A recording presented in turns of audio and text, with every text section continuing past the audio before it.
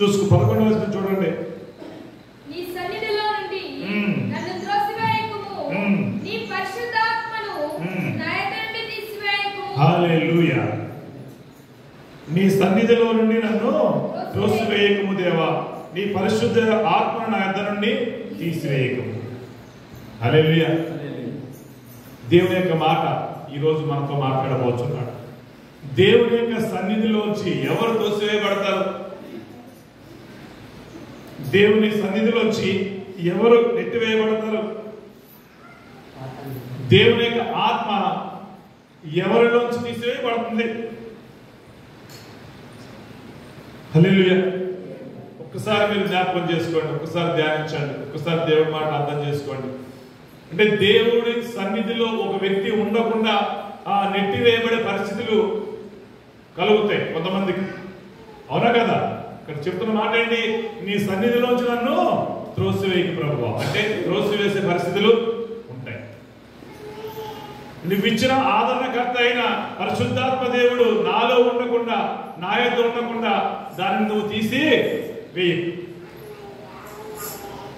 ఎంతమంది దేవుడి సన్నిధిలో ఉండాలని ఆశ ఉంది? చెప్పండి. నిజంగా చేతులెత్తి దేవుడు చూస్తాడు. ఎంతమందికి దేవుడి సన్నిధిలో ఉండాలని ఆశ ఉంది? అందరికి ఉందా లేదా? హల్లెలూయా.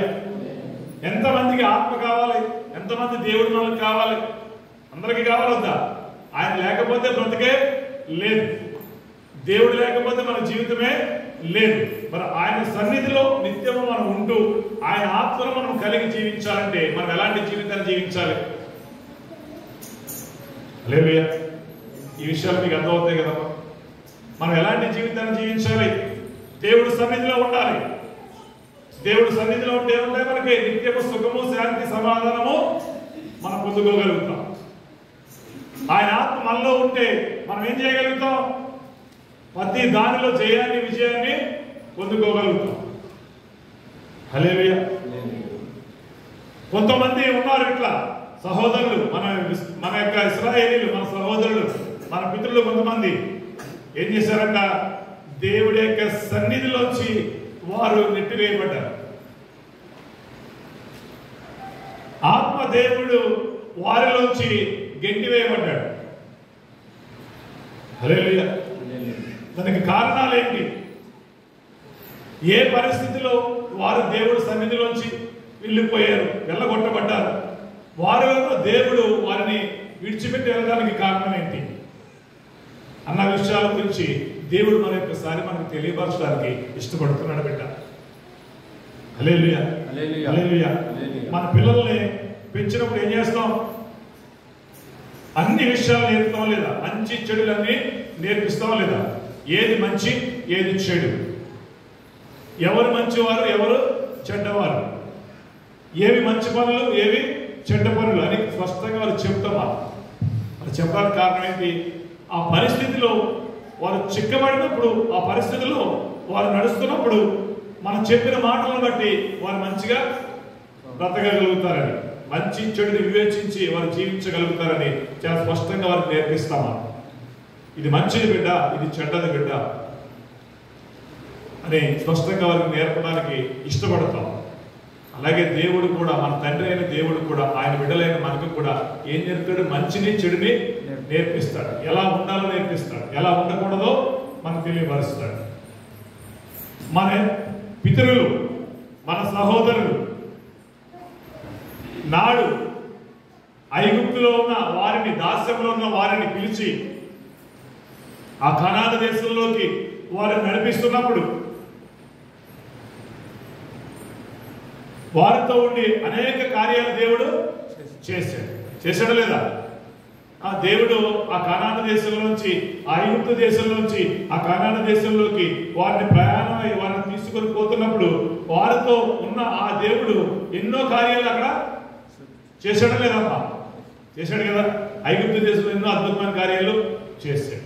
అదేవిధంగా ఎర్ర సముద్రాన్ని ఏం చేశాడు? ఆయన 2 పాయలుగా చేసేసాడు. ఎదురుగా వాళ్ళు చూస్తుండగా, వాళ్ళు కళ్ళారా చూస్తుండగా, ఎవరో ఇశ్రాయేలీలు మన పితరులు కళ్ళారా చూస్తుండగా, వెనకాల శత్రువులు సైన్యం వస్తూ ఉండగా, ముందు సముద్రం ఉండగా, వారి భయంతో ప్రాణం పోయేవారు, ప్రాణం చచ్చిన వారు వాళ్ళే ఉండగా దేవుడు ఏం చేయడానికి అద్భుతమైన కార్యం చేశాడు. అలాంటి కార్యాలు ఎన్నో అక్కడ చేయడం జరిగింది. మనందరికీ తెలిసే కదా, ఎర్ర సముద్రాన్ని 2 పాయలుగా చీల్చేశాడు.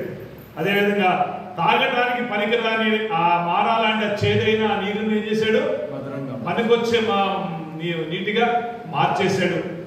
అదేవిధంగా తాగటానికి నీళ్ళు లేక దాహంతో విలవలలాడిపోతూ మూర్చపోతున్న చనిపోతున్న వారిని చూసి ఏం చేశాడు, అసలు అద్భుత రీతిలో అక్కడ నీళ్లు లేని పరిస్థితిలో ఒక బండ నుంచి విస్తారమైన జల ప్రవాహాలను రప్పించాడు. జల ప్రవాహాలు అంటే అక్కడ మాట తెలియవరుస్తారు. ఏదో ఊట కాదు, దార కాదు, ఎలాంటిది ఇచ్చాడ, ఆ బండను కొట్టగా ఆ బండ చేర్చబడగా ఎలా వచ్చిందని అక్కడ విస్తారమైన జల ప్రవాహాలు ఒక కాలువ నది వలె వచ్చినాయంట. హల్లెలూయా. అదేవిధంగా ఆహారం కొరకు వారు బాధపడుతూ ఉంటుండగా ఎన్నడూ ఊహించని వినని రీతిలో దేవదూతలు తినే ఆహారాన్ని, ఆకాశం నుండి మన్నాను కురిపించి వారి ఆహారాన్ని, ఆకలిని తీర్చాడు. ఇలాంటి కార్యాలు ఎన్నో గొప్ప గొప్ప కార్యాలైన వారి జీవితాల్లో, వారి ప్రయాణాల్లో దేవుడు చేయటం మనం చూసాం. వాళ్ళు కూడా చూశారు.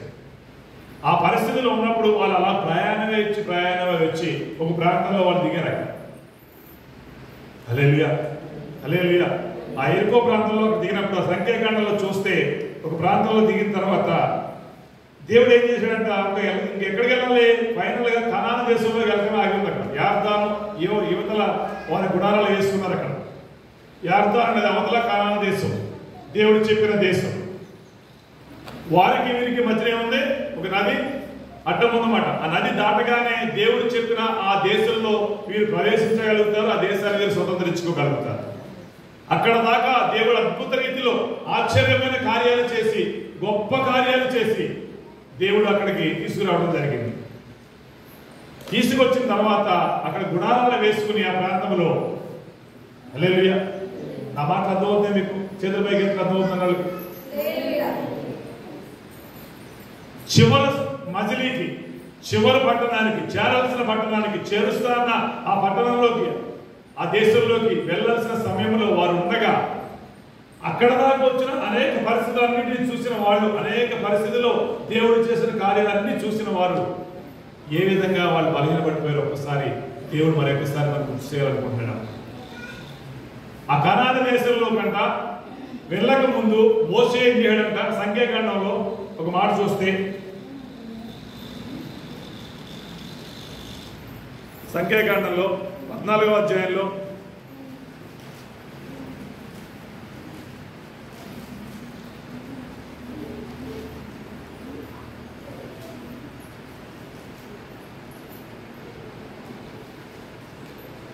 సంఖ్యాకాండంలో 13వ అధ్యాయంలో మొదటి వచనాలు చూద్దాం. అక్కడ పరిస్థితులు ఒక్కసారి దేవుడు తెలియపరచడానికి ఇష్టపడతాను. మనకి జాగ్రత్తగా వినాలి మీరు.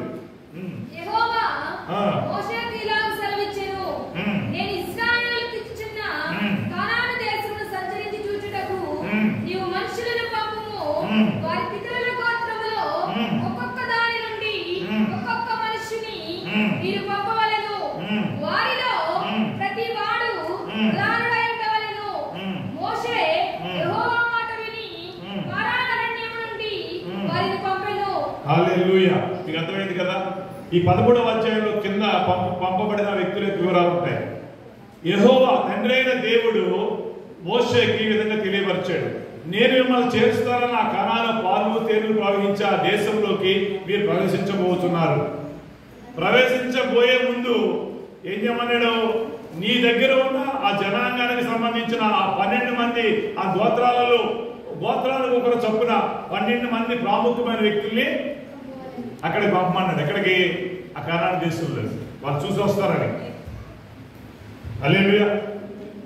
వారు పంపమన్నప్పుడు, దేవుడు పంపమన్నప్పుడు మోషే ఒక్కొక్క గోత్రంలో ఒక్కొక్క వ్యక్తిని ఎన్నిక చేసుకుని, అంటే ఒక్కొక్క పెద్ద మనిషిని ఒక్కొక్క మనుషుల్లో ఏర్పాటు చేసుకుని 12 మంది వ్యక్తులని అక్కడికి పంపించాడు దేవుడు. పంపించి ఏం చేయాలంటే వాళ్ళు 25వ వచనం చూడండి. 25వ వచనంలో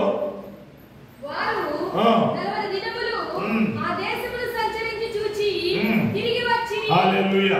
అలా పంపబడిన వారు ఏం చేశారంటమ్మా, 40 రోజులు 40 దినాలు ఆ దేశాన్ని అంతా చూసి, అదంతా సంచరించి తిరిగి ఇశ్రాయేలు దగ్గరికి వచ్చారు. హల్లెలూయా. ఇవి గుర్తుపెట్టుకోవడం ఈ విషయాలు మీకు చెబుతున్నాను నేను.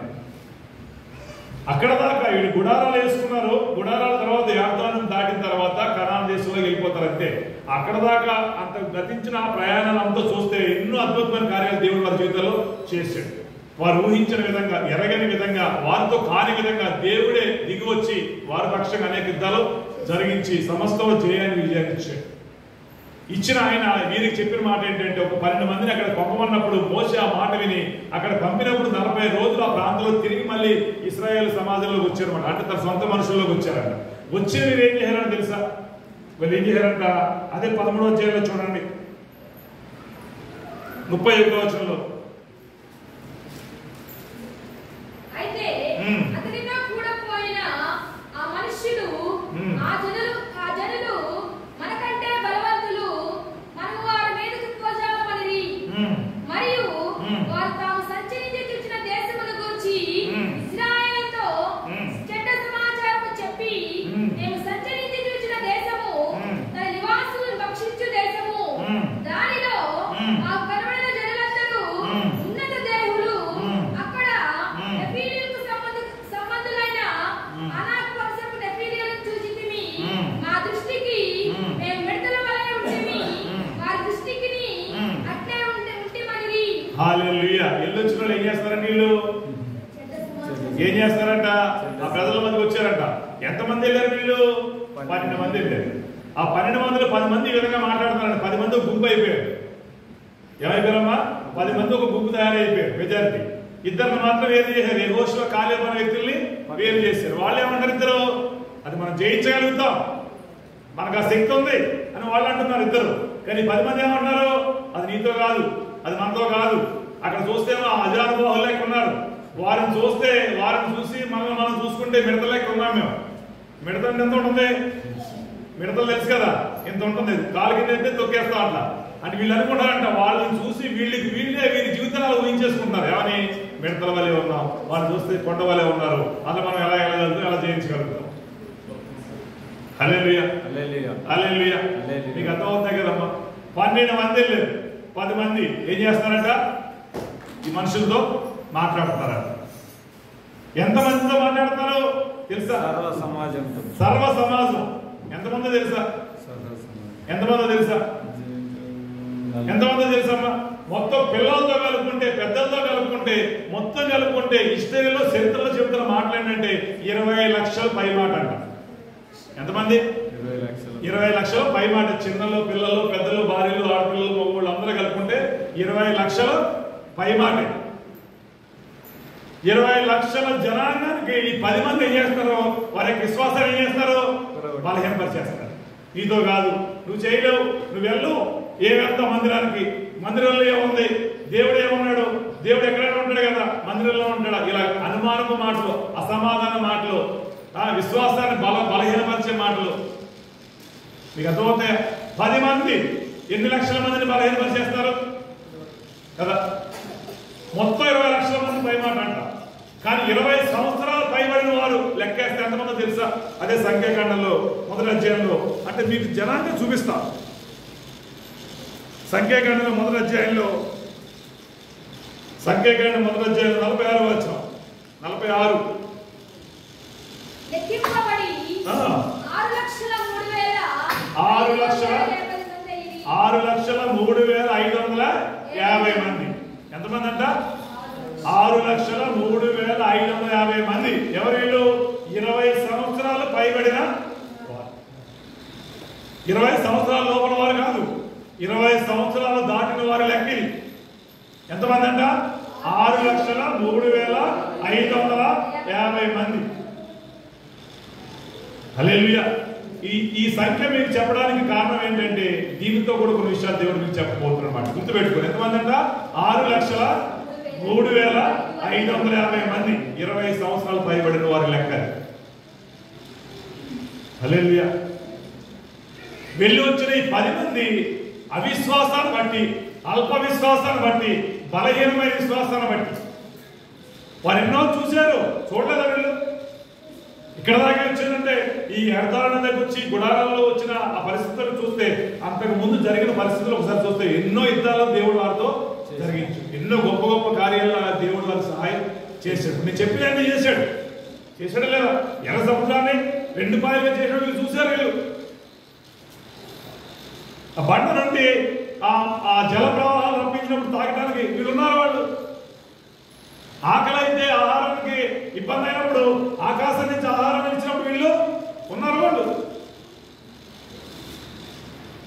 ఎన్నో మహారాజులు మార్చినప్పుడు ఉన్నారు. ఐగుప్తు దేశంలో అద్భుత కార్యాలు వీళ్ళు చూశారు. ఐగుప్తు దేశంలో అద్భుత కార్యాలు చేశాడా లేదా? ఎంత అద్భుత కార్యాలు చేశాడు ఆయన. అన్ని అద్భుతాలు వీళ్ళు చూశారు. అన్ని కార్యాలు వాళ్ళు చూశారు.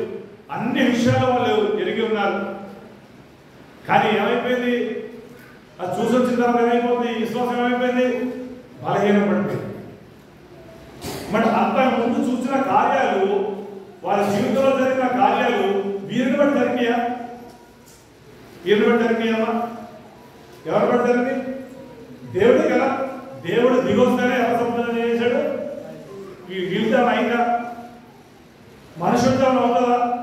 అంటే దేవుడు ఆ విధంగా వారితో ఉండి అంత అద్భుత కార్యాలు ఎవరు చూడరు, ఊహించరు, చేయని కార్యాలు చేస్తే చూసిన వీరు చూసిన దాన్ని బట్టి విశ్వాసంగా ఉండాలా వద్దా? హల్లెలూయా. కానీ ఏమైపోయింది? ఒక వ్యక్తిని చూసి, కొంతమందిని వారి యొక్క రూపాలు చూసి ఏమైపోయింది? విశ్వాసం అయిపోయింది. దేవుడి విషయాలనే నమ్మకుండా అయిపోయాడు. దేవుడు చేసిన కార్యాలను కూడా నమ్మకుండా అయిపోయాడు. హల్లెలూయా. మీకు అర్థమవుతుందా? దేవుడు చేసిన కార్యాలను నమ్మకుండా చేసేసారు వీళ్ళు. ఈ రోజుల్లో మీ విశ్వాసాన్ని కూడా కొంతమంది అవలేదు బాగా చేస్తారు. నిన్ను పిలిచిన వాడు ఎవరిని పిలిచినవారు? దేవుడు పిలిచాడు, మనుషులు పిలిచారు మిమ్మల్ని? దేవుడు పిలిచింది. చెప్పండి. యేసయ్య పిలిస్తే మీరు వచ్చారా? మనుషులు పిలిస్తే వచ్చారా? మరి యేసయ్య ఇస్తే రక్షణ ఇచ్చాడా లేదా మనుషులు రక్షణ ఇచ్చారా? నీకు యేసయ్య నీకు మరణించాడా? మనుషులు మరణించారా? కదా. పిలిచిన వాడు నమ్మదగిన వాడు. ఆయన నిన్ను పిలుచుకున్నాడు. పిలిచిన ఆయన నిన్నేం చేశాడు? పరిశుద్ధపరుచుకున్నాడు. మరణాన్ని నీ నుంచి తొలగించాడు. జీవాన్ని నీకు అనుగ్రహించాడు. అనుగ్రహం నిన్ను కాపాడుతానన్నాడు. భయపడదన్నాడు. ద్వితీయోపదేశంలో మాట ఉంటుంది. మళ్ళీ ఇక్కడికి వద్దాం. ఏం చెప్పాడు మనకి? 31వ ద్వితీయోపదేశ కాండంలో, ద్వితీయోపదేశ కాండం 31వ అధ్యాయంలో 6వ వచనంలో,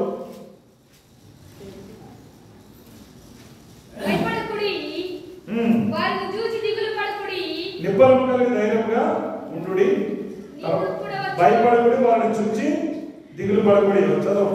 భయపడకుడి, వారిని చూచి దిగులు పడకుడి. నీతో కూడా వచ్చువాడు నీ దేవుడైన యెహోవాయే. ఆయన నిన్ను విడువడు, నిన్ను ఎడబాయడు. మరియు మోషే యెహోవాను పిలిచి, నీవు నిబ్బరము కలిగి ధైర్యముగా ఉండుము. యెహోవా ఈ ప్రజలకిచ్చుటకు వారి పితరులతో ప్రమాణం చేసిన దేశమును నీవు వారితో కూడా పోయి వారికి స్వాధీనపరచవలెను. నీవు ముందర నడుచువాడు యెహోవా. ఆయన నీకు తోడై ఉండును. ఆయన నిన్ను విడువడు, నిన్ను ఎడబాయడు. భయపడకుము, విస్మయపడకుమని ఇశ్రాయేలందరి ఎదుట అతనితో చెప్పెను. హల్లెలూయా. దేవుడు చెప్పాడు, భయపడకు, జడేయకు. విస్మయం అంటే ఆశ్చర్యం చెందకు. దేవుడు అంత కార్యాలు చేస్తాడు. హల్లెలూయా. జడేయద్దు. యెహోవా నీకు తోడై ఉన్నాడు. ఆయన నీ ముందర నడుస్తాడు.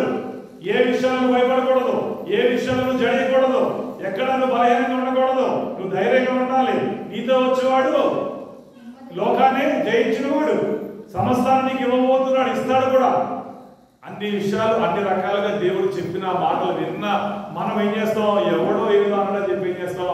దేవుడికి దూరంగా, సన్నిధికి దూరంగా. ఇప్పుడు దేవుడు చెప్పిన మాట వినాలా, మనుషులు చెప్పిన మాట వినాలా? చెప్పాలి. దేవుడు చెప్పిన మాట వినాలి. ఏ మాట వినాలి మనం? దేవుని మాట వినాలి. అంతే కదా. దేవుడు అంటున్నాడు, నేను నీకు తోడే ఉన్నాను, నేను నిన్ను ఎడవను, నేను నీ ముందర ఉంటాను. జడయద్దు, భయపడద్దు, దిగులు పడద్దు అన్నాడు. ఇప్పుడు మా దేవుడు మాట వింటావా? అక్కడ మీద పరిస్థితి, అక్కడ ఉన్న సందర్భాన్ని బట్టి భయపడిపోతావా? భయపడదు. ఈ రోజులు ఏం చేస్తాం? ఉద్యోగం లేకపోయినా భయమే, వ్యాపారం చక్కగా నడవకపోయినా భయమే, ఒక జ్వరం వచ్చినా భయమే, ఒకటి ఏదైనా బలహీనత వచ్చినా భయమే, ఎవడైనా తిట్టినా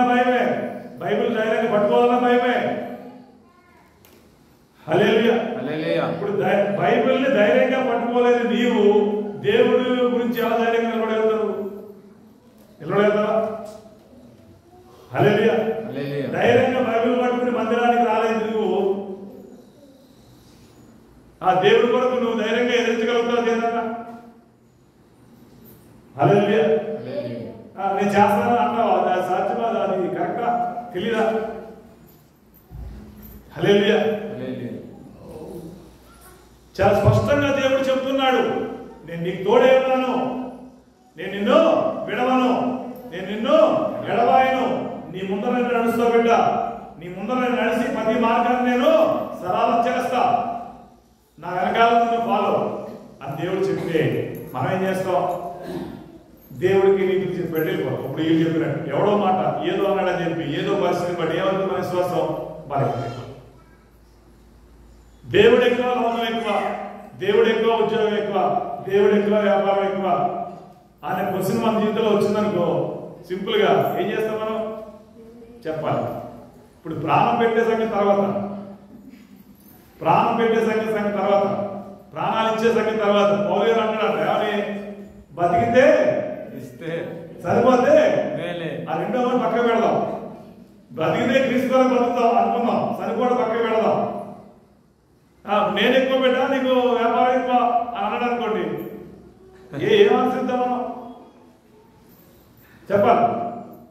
హల్లెలూయా. ఇంత సులువైన దాన్ని నువ్వు ఒప్పుకోకపోతే కఠినమైన మరణాన్ని నువ్వు ఎలాగా ఒప్పుకోగలుగుతావు? హల్లెలూయా. హల్లెలూయా. నీకు అర్థమవుతుంది బిడ్డ? దేవుడి యొక్క మాటలను, దేవుడి యొక్క వాగ్దానాలను, దేవుడి యొక్క కార్యాలను, దేవుడి యొక్క క్రియలను వారు నిర్లక్ష్యం చేసిన దాన్ని బట్టి సంఖ్యాకాండం 14 అధ్యాయంలోకి వద్దాం. ఎన్ని లక్షల మంది చెప్పారు అక్కడ? 6,03,550 మంది మనుషులు. ఈ 10 మంది చేయబట్టి ఏమైపోయారంట? ఎంతమంది వెళ్ళారంట? అంత జనాంగంలో ఎంతమంది వెళ్ళారు తెలుసు అక్కడికి? అని ఎంతమంది నాశనం అయిపోయారంట? ఆ సంఖ్యాకాండంలో చూడండి 14వ అధ్యాయంలో 30వ వచనం.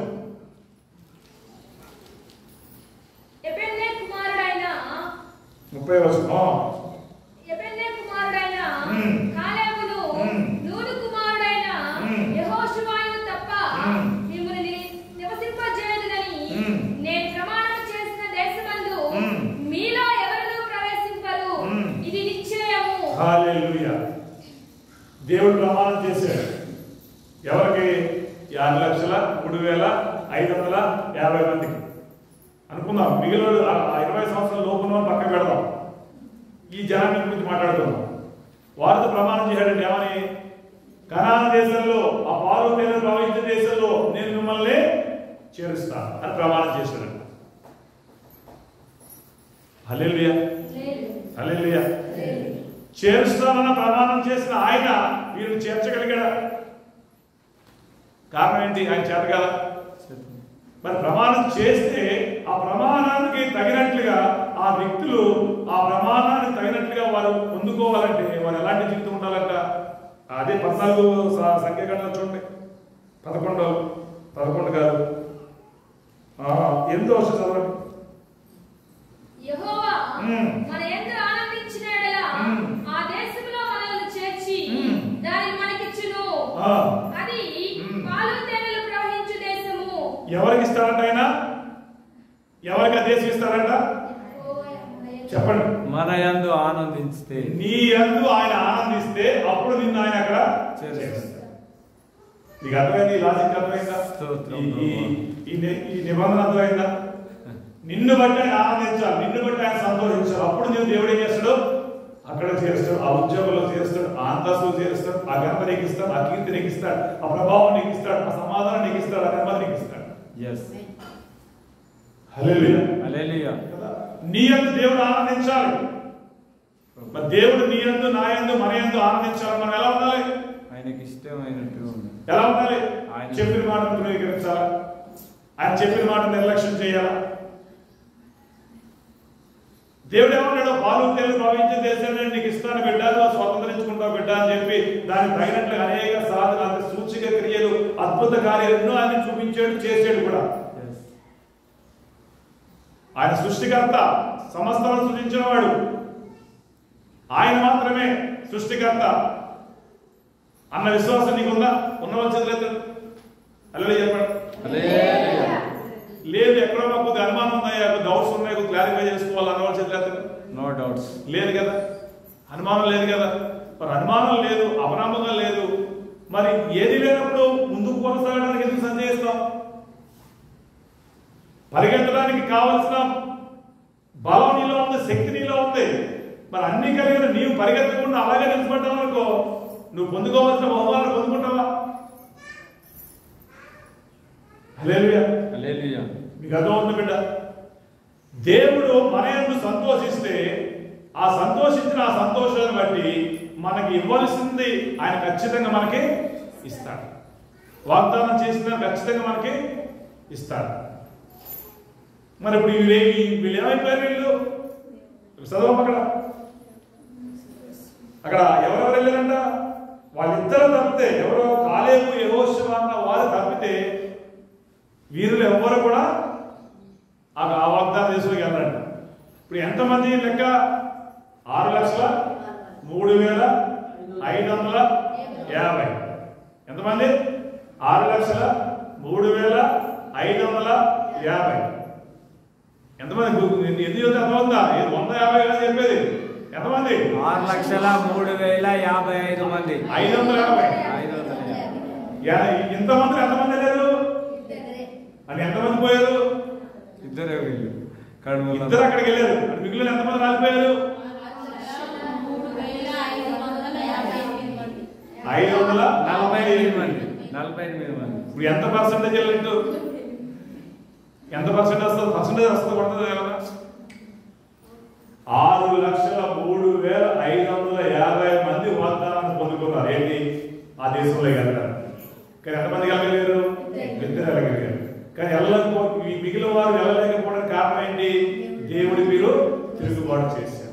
దేవుడి మాటకి మీరు లోబడలేదు. దేవుడి మాటను మీరు నమ్మలేదు. మనుషులను చూసి భయపడిపోయారు. అక్కడున్న ఆకారాన్ని చూసి భయపడిపోయారు. అంటే ఇప్పుడు మనుషులు ఎడల కలిగి ఉన్న భయంతో దేవుడి ఎడల భయం వాళ్ళకి లేదు. ఇప్పుడు ఎవరైనా భయం ఉండే వాళ్ళకి మనుషులతోనే భయం. మనుషులు చూసి భయం పొందుకున్నారు కానీ దేవుడు చూసి భయం వాళ్ళ జీవితాల్లో లేదు. హల్లెలూయా, హల్లెలూయా, హల్లెలూయా, హల్లెలూయా. మరి నీ విశ్వాసంలో నువ్వు కొనసాగుతూ ప్రయాణం చేస్తూ ఉండగా దేవుని కొరకు నీ విశ్వాసంలో కొనసాగుతున్నావు. మన విశ్వాసంలో మన ఈ ప్రయాణం దేని కొరకు చెప్పాలి? దేని కొరకు? దేవుని కొరకు. ఒక క్లారిటీ మీకుందా?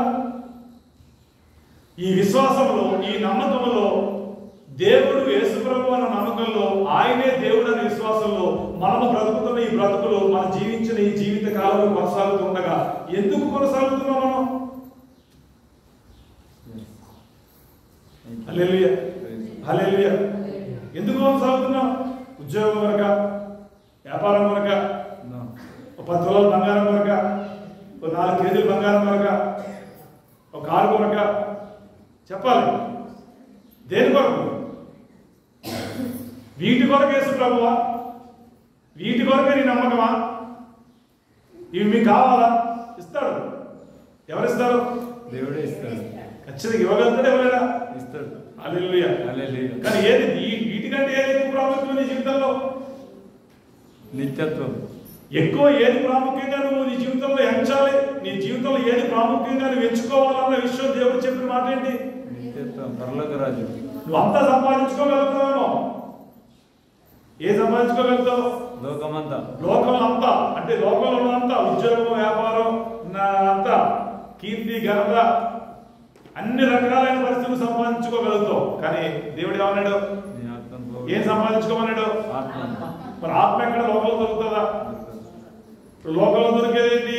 ఇదంతా దొరుకుతుంది. దొరకంది ఏంటి? ఆత్మ. మరి ఏం సంపాదించుకోవాలి? ఆత్మని. నీ ఆత్మను సంపాదించుకోవాలంటే దేనిలో కొనసాగాలి? విశ్వాసంలో, నమ్మకమైన విశ్వాసంలో కొనసాగాలి. మోర్ మార్కెట్కి వెళ్ళి, సూపర్ మార్కెట్కి వెళ్ళి ఆత్మకి రక్షణ కావాలంటే దొరుకుతుందా? హల్లెలూయా. ఎవడు వెనకడికి అన్నాడంట, కరెంట్ పోయిందంట, పక్కింటి పిలిచాడంట, మార్కెట్కి వెళ్ళి 5 కేజీలు కరెంట్ కొనుక్కురమ్మన్నాడు.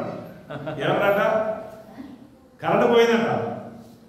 కరెంట్ పోతే పక్కింటి పిలిచానంట, 5 కేజీలు మార్కెట్కి వెళ్ళి షుగర్ కొనుక్కురమ్మన్నాడు, కరెంట్ కొనుక్కురమ్మన్నాడు. కరెంట్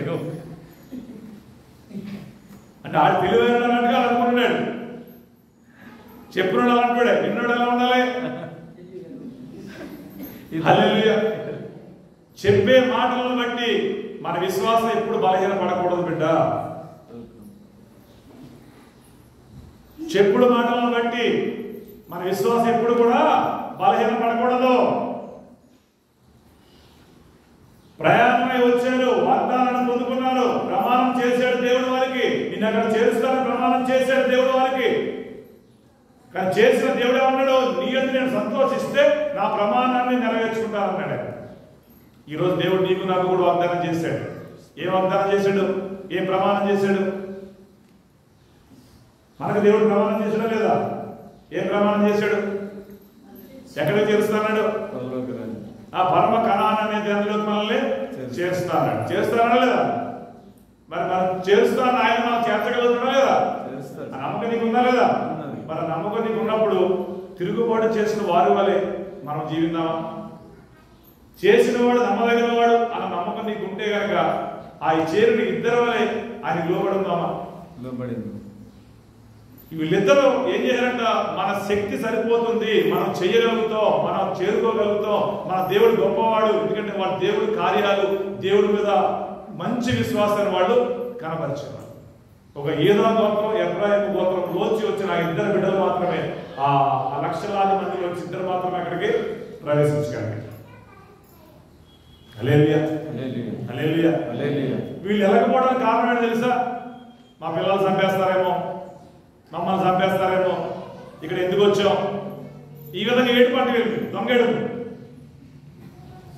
14 మొదలు చూడండి. ఆ 10 మంది చెప్పిన ఆ మాటలు విని వాళ్ళు చేసిన పనులు. అంటే లక్షలాది మంది ఎలుగెత్తి కేకలు వేసి, అంటే ఏం కేకలు? ఆనందంతో కేకలు కాదు. ఇప్పుడు ఈరోజు చచ్చిపోతే చూద్దాం చాలా మంది చూడండి. చచ్చిపోతే ఏం చేస్తారు? చాలా మంది చచ్చిపోయిన దగ్గర ఓ గుండెలు బాధకుండా కేకలేస్తారు, పిచ్చి పిచ్చి కేకలేస్తారు. ఆ కేకల మాట ఏడ్చారండి, ఎలుగెత్తి ఏడ్చారండి. వాళ్ళు ఏడితే లక్షల మంది ఏడితే ఇంచుమించు నేను అనుకుంటా నిర్మల పట్టణాలు కూడా పడి ఉంటుంది మా శబ్దం. కొన్ని లక్షల మంది ఒక దగ్గర జమ చేసి 7 మంది చెప్తే ఎట్లా ఉంటుంది? ఎలుగెత్తి ఏడ్చారంట. ఆ సమాచారం విని, ఏ సమాచారం? ఆ చెడ్డ సమాచారం, ఆ చెడు చేసే మాటలు విని, దేవుడి మాటలను తక్కువ చేసేవారు చెప్పిన మాటలు విని వీళ్ళకి ఏమైపోయిందంటే బాధ వచ్చింది, వ్యాధి వచ్చింది, రోదన వచ్చేసినారు, ఏడుపు వచ్చేసినారు. ఏమైందంటే అక్కడ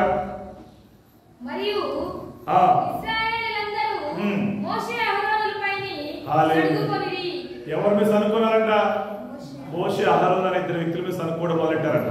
వీళ్ళు ఏమైనా చేశారా పాపం? వాడు ఆస్తి ఏమైనా రాసి తీసుకున్నాడా? ఇశ్రాయేల్ ఆస్తిని ఏమైనా లాక్కున్నారా? వాళ్ళ దగ్గర నుంచి దౌర్జన్యంగా లాక్కున్నారా? వీళ్ళు ఏం చేశారంట? ఆ ఇశ్రాయేలీయులకు ఎంతగానో వీళ్ళు సహాయం చేశారు. దాస్యంలో, బానిసత్వంలో మగ్గిపోతుంటే, విలువలేని జీవితాల్లో జీవిస్తూ ఉంటే, పనికిరాని జీవితాల్లో జీవిస్తూ ఉంటే, అలా గుర్తింపు లేని జీవితంలో జీవిస్తూ ఉంటే, ఒక దాస్యంలో జీవిస్తూ ఉంటే ఏం చేశారు? వీళ్ళిద్దరూ దేవుడు బతిమాలుకుని ప్రార్థన చేసుకుని ఏం చేశారు? దేవుడి బట్టి ఏం చేశారు? వాళ్ళ పక్షంగా నడిపించుకుంటూ వచ్చారు. ఎన్నో అవమానాలు భరించారు, ఎన్నో హేళన భరించారు, ఎన్నో హింసలు భరించారు, ఎన్నో ఇబ్బందులు భరించారు. ఎంతగానో వాళ్ళు పాపం బాధపడ్డారు, బలహీనపడ్డారు. వారిని చూసి చదువుకుంటూ మొదలెట్టారండి. వాళ్ళు మంచి చేయాలని, మంచి చేశారు, మంచి చేయాలని మంచి గురించి చెబుతున్నారు. కానీ వాళ్ళ బట్టి వీళ్ళు ఏం చేస్తారంట? చదువుకుంటారండి. ఏం చేస్తారు వాళ్ళ గురించి?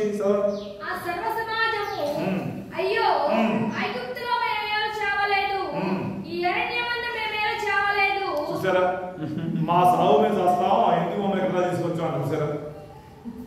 అంటే మంచి చేయాలని చెప్పి మంచి జీవితంలో వాళ్ళు నడిపిస్తూ ఉంటే, ఆ మంచి జీవితం పొందుకోవాలని మనకుండా తప్పితే ఆ పనికిరాని జీవితాన్ని జ్ఞాపకం చేసుకుని అక్కడ చచ్చిపోతే అయిపోతుంది కదా, ఇక్కడ నాకు ఎందుకు తీసుకొచ్చాం మమ్మల్ని? హల్లెలూయా, హల్లెలూయా. మరణం అంటే అందరికి ఇష్టం.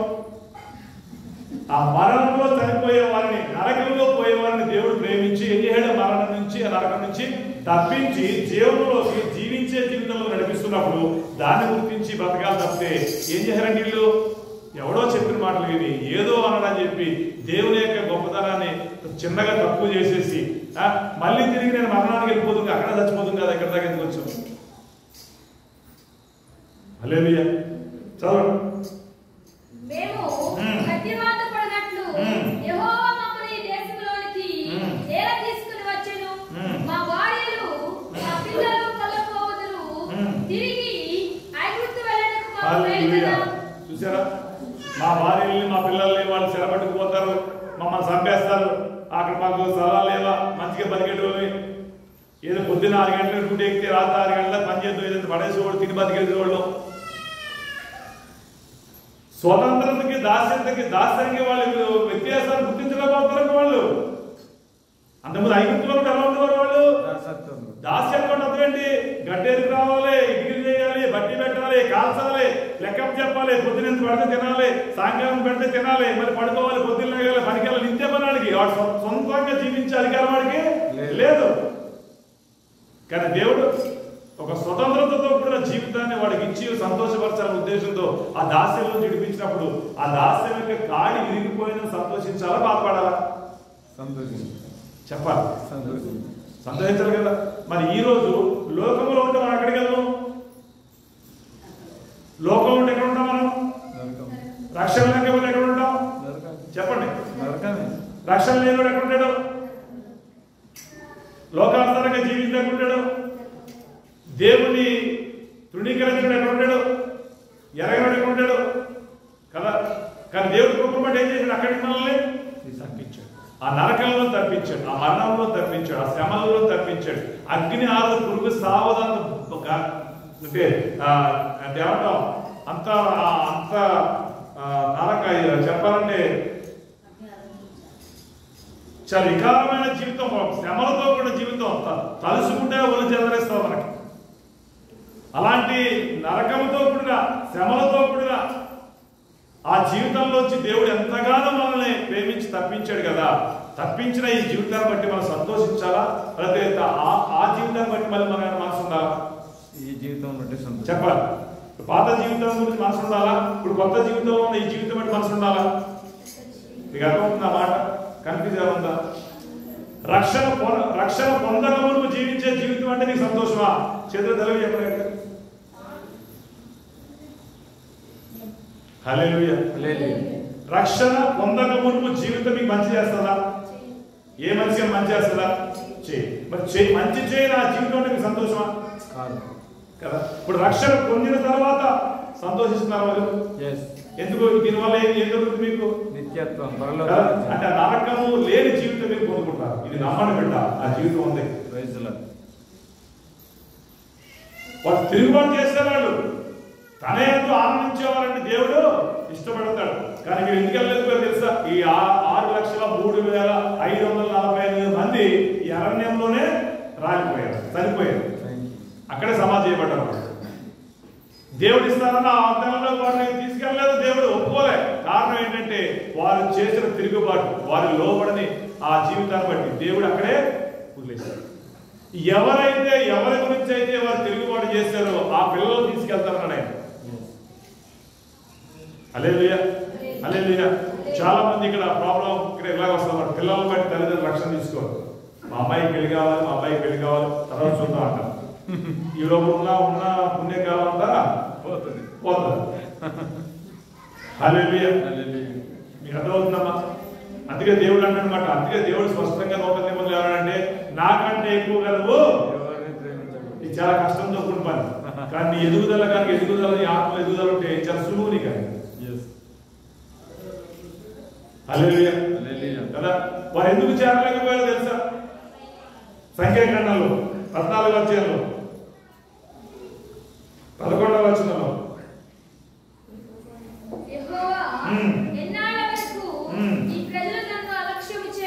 హల్లెలూయా. ఏం చేశారంటే వాళ్ళు అలక్ష్యం చేశారంట. ఎన్నోసార్లు, ఎన్నో రోజులు, ఎన్నో సంవత్సరాలు దేవుడు వారిని ప్రేమించి కృప చూపి కనికరపడి దయ చూపి జాలిపడి చాలా సమయం ఇచ్చాడు వాడు. ఎందుకంటే ఎన్నో మార్లు తిరుగుబాటు చేసిన సందర్భాలు ఉంటాయి అక్కడ. ఎన్నోసార్లు తిరుగుబాటు చేసిన సందర్భాలు చేశారు లేదా? ఆహారం వల్ల తిరుగుబాటు చేశారు, నీళ్లు లేనప్పుడు తిరుగుబాటు చేశారు, ఎర్ర సముద్రం దగ్గర తిరుగుబాటు చేశారు. అక్కడ సమాధానం లేవా? ఇక్కడ తీసుకొచ్చావు మంచిగా చేతులు దోసకాయలు తినేటోళ్ళు ఇక్కడ తీసుకొచ్చి పడేస్తావు. వెనకాల సైన్యం, ముందు సముద్రం. ఎన్నోసార్లు తిరుగుబాటు చేశారు. ఎన్నో అద్భుత కార్యాలు చూసినా కూడా ఎన్నోసార్లు తిరుగుబాటు చేశారు. తిరుగుబాటు చేసిన అన్ని సందర్భాల్లో కూడా దేవుడు ఏం చేయడం వల్ల క్షమించి కనికరించి ఓపిక సహనంగా ఉన్నాడు.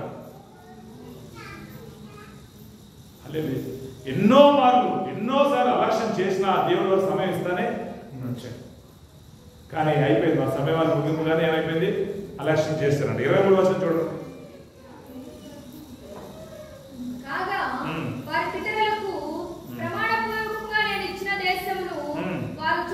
వారు చూడరంతే. ఎవరికి ఇచ్చాడంట వాగ్దానం? దేవుడు అబ్రహాంకి వాగ్దానం ఇచ్చాడు. అబ్రహాము, నీ వారసులను నేను ఈ దేశంలోకి చేరుస్తా. నేను ఇచ్చిన వాగ్దానాన్ని వీరు చూడరు. కారణం ఏంటంట? చూడండి, చదవండి. నన్ను అలక్ష్యము చేసిన వారు ఎవరు దాన్ని నీకు అర్థమవుతుందా? ఎవరు చేరుకోలేరంటే అక్కడికి? పరలోక రాజ్యంలోకి ఎవరు చేరుకోలేరు? దేవుని అలక్ష్యం, నిర్లక్ష్యం. మీకు అర్థమైంది మాటలు? పరలోక రాజ్యంలోకి చేరలేని వారు ఎవరు? అలక్ష్యం చేసిన వాడు ఎవడు అక్కడికి? అలక్ష్యం అంటే ఏంటి? నిర్లక్ష్యం. చెప్పిన మాట వింటావా? వినకపోవడం. అలక్ష్యం అంటే తెలుసా? చెప్పేది రేపు చూద్దాంలే. దేవుడు మన దేవుడే. మీకు అర్థమైందా? రేపు చూద్దాంలే. నువ్వు చెప్తే ఎలా? దేవుడు కృప కలిగిన దేవుడే. అవును, కృప కలిగిన దేవుడే చెబుతున్న మాటలు ఇవి. కృప కలిగిన దేవుడు తన కృపలో చెప్తున్న మాటలు ఇవి. ఎన్నో మార్లు తిరుగుబాటు చేశారు, ఎన్నో మార్లు అలక్ష్యం చేశారు.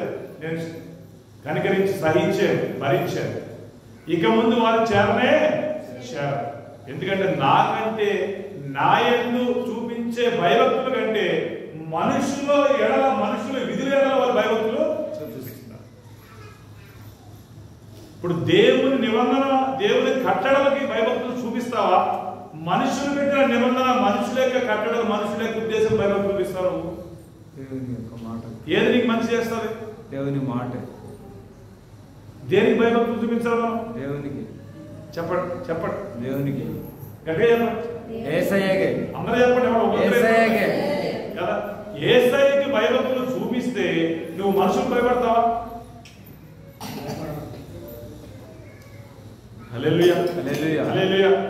యేసయ్యని అలక్ష్యం చేసి ప్రభువాలను నీ సన్నిధిలో చేర్చుకో, నీ సన్నిధిలో నిత్య శాంతిని నాకు అనుగ్రహించు అంటే దొరుకుతుందా? దేవుని తెచ్చి లోపల పెట్టుకుని నెమ్మది కావాలని ఎక్కడ దొరుకుతుంది? ఉంటుందా? ఎక్కడికి ఒక ఆయన చెప్పాడు, నేను అన్నాను. ఏం చేస్తాడంట? ఒక ఆయన విశ్వాసంలో ఉన్నప్పుడు యేసుప్రభు దగ్గరికి వచ్చినప్పుడు నేను నీలో ఉండడానికి ఇష్టపడుతున్నాను బిడ్డ, నన్ను చేర్చుకో అంటే, ప్రభువారా నీ కొరకే చూస్తున్నా అని చెప్పేసి తలుపు తెరిచాడంట. తెలిసిన తర్వాత చాలా రూములు ఉన్నాయట, చాలా రూములు అన్నీ ఉన్నాయట. అన్ని రూములు చూసిన తర్వాత ఇవన్నీ నీకే ప్రభు అన్నాడంట. సంతోషం బిడ్డ అన్నాడు. ఇంకొక రూమ్ ఉందంట సెపరేట్. మరి ఈ రూమ్ ఎవరికంటే? ప్రభు అది నేను ఉంచుకుంటాను. ఏమన్నాడంట? ఈ రూమ్ ఒకటే నేను ఉంచుకుంటాను ప్రభు, ఈ మిగిలినన్నీ నీవే ఉంచుకున్నాడు. అంటే మీకు అర్థమైంది మాటలు? అంటే సంపూర్ణంగా దేవుడికి అప్పగించిన మనసు ఉండదు. ఎక్కడో కొద్దిగా మన సొంతం ఆపుకుంటామాట. అట్లా నాదంటూ కొద్దిగా ఉంటుందన్నమాట, మనదంటూ కొద్దిగా ఉంటుందన్నమాట. దేవుడు ఏమంటాడు? సంపూర్ణంగానే నువ్వు నాకు లోబడాలి బిడ్డ. సంపూర్ణులుగా మీరు ఉంటేనే ఆ యొక్క స్వతంత్రతను, ఆ యొక్క దేశాన్ని మీరు పొందుకోగలరు. పరిపూర్ణతలోకి మీరు మార్చబడితేనే ఆ యొక్క స్థితిలోకి మీరు వెళ్ళగలుగుతారంట. హల్లెలూయా. అర్థమైందా? బయలుదేరారు, వాగ్దానం పొందుకున్నారు. కానీ దేవుడి మాటను అలక్ష్యం చేశారు, దేవుడి మాటను నమ్మలేదు, దేవుడు తిరుగుబాటు చేశారు. ఎవరో 10 మంది మాటలు నమ్మి దేవుడి యొక్క గొప్పదనాన్ని వాళ్ళు ఏం చేశారు? తక్కువ చేశారు. కనుక క్రమాన్ని పాటించలేదు, దేవుడి మాటకు లోబడలేదు, అలక్ష్యం చేశారు. కనుక దేవుడు ఏం చేశాడు? వారి యొక్క సంతోషం దేవుడికి లేదు. కనుక ఏం చేశాడు? ప్రమాణం చేసిన దేశంలో వారిని నేను తీసుకుని పోరాడు. హల్లెలూయా. యేసు ప్రభు 3-4 క్వశ్చన్లు అడుగుతా ఉన్నాం, జవాబు చెప్పండి. యేసు ప్రభు అంటే ఎంతమందికి ఇష్టం? చేద్దాం కాబట్టి పైకి ఎత్తండి, సగం ఎత్తకండి.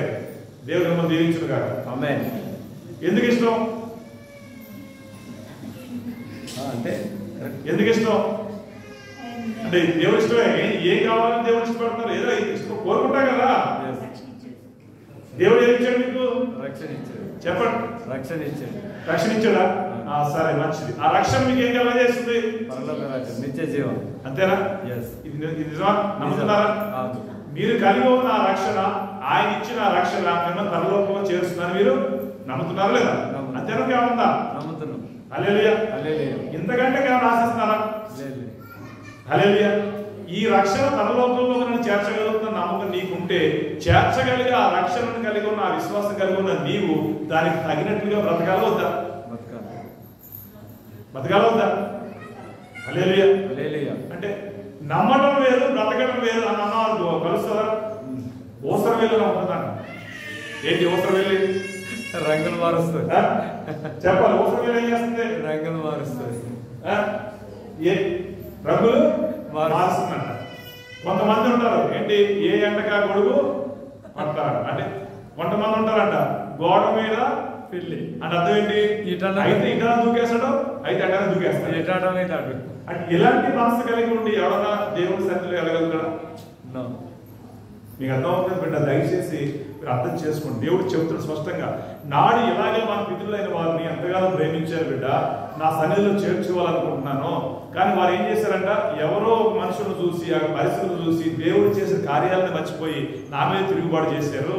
నేను వారి ఎందు ఉండి ఆనందించాలనుకున్నాను, కానీ వారిలో నా ఆనందం, వారిలో నాకు ఆనందము లేకుండా చేశారు. కారణం ఏంటి?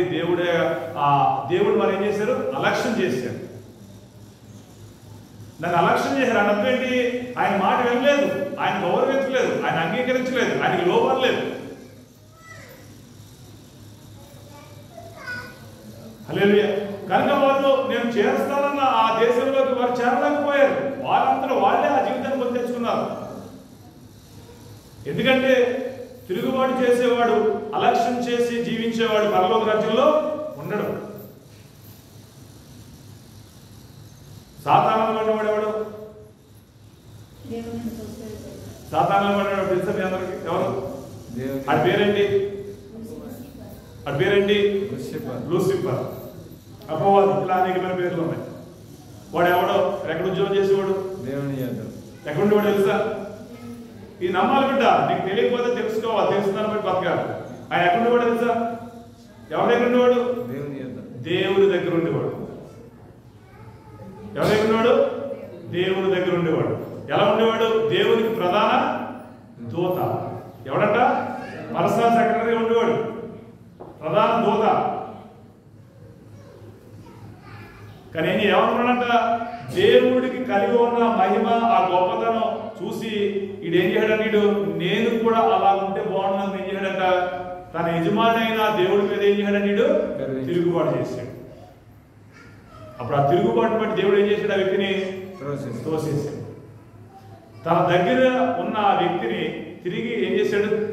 తోసేసి కటిక చీకటిలో బంధించినట్టుగా లేఖనాలు తెలియపరుస్తుంది. మీకు అర్థమవుతుందా? ఆయన దగ్గర ఉన్న ఆ వ్యక్తి క్రమాన్ని పాటించకుండా తిరుగుబాటు చేసిన ఆ మనస్తత్వాన్ని బట్టి దేవుడు ఆ వ్యక్తిని ఏం చేశాడు? తీసేశాడు. మరి ఈ వ్యక్తులు కూడా 5,03,550 మందిని కూడా దేవుడు ఎంతగానో ప్రేమించి ఆ దాస్యం నుండి విడిపించి స్వతంత్రత గల దేశంలో నడిపిస్తున్నప్పుడు మీరు చేసిన తిరుగుబాటును బట్టి, లోబడిన మనసును బట్టి, విననున్న మనసును బట్టి ఏమైపోయారంట? 6,03,445 మంది మాత్రమే చనిపోయి, 2 మాత్రమే. మీకు అర్థమవుతుంది కదా? ఈ అర్థాన్ని దయచేసి అర్థం చేసుకోమని దేవుడు చెబుతున్నాడు. ఇద్దరే చేరగలిగారు, మిగిలినంతా రాలిపోయింది. మనం కూడా రాలిపోయే వారిలో ఉన్నామా, చేరగలిగే వారిలో ఉన్నామా? ఎలా ఉండాలి? చేరే వారిలో ఉండాలి.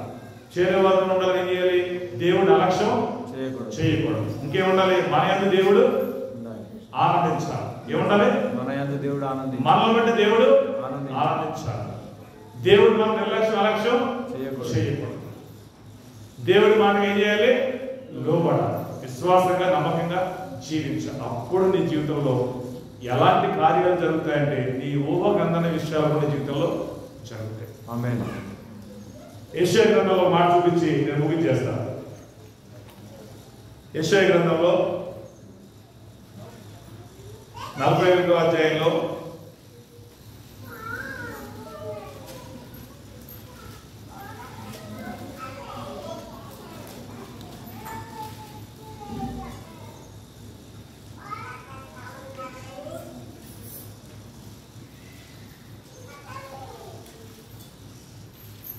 9వ వచనం నుంచి 8వ వచనం నుంచి నా సేవకుడైన ఇశ్రాయేలు, నేను ఏర్పరచుకున్న యాకోబు, నా స్నేహితుడైన అబ్రహాము సంతానమా, భూదిగంతముల నుండి నేను పట్టుకొని దాని కొనల నుండి పిలుచుకుని వాడా. నిన్ను నన్ను నీ గురించి నా గురించి దేవుడు చెబుతున్నాడు. ఎక్కడో ఉన్న మనలని దేవుడు పిలుచుకున్నాడు. అబ్రహాము యొక్క విశ్వాసాన్ని బట్టి, అబ్రహాము యొక్క వారసత్వాన్ని బట్టి మనల్ని ఆయన పిలుచుకున్నాడు. నీవు నా దాసుడు మరియు నేను నిన్ను ఉపేక్షింపగా ఏర్పరచుకొంటిననియు నేను నీతో చెప్తున్నాను. నీకు నీ తోడై ఉన్నాను.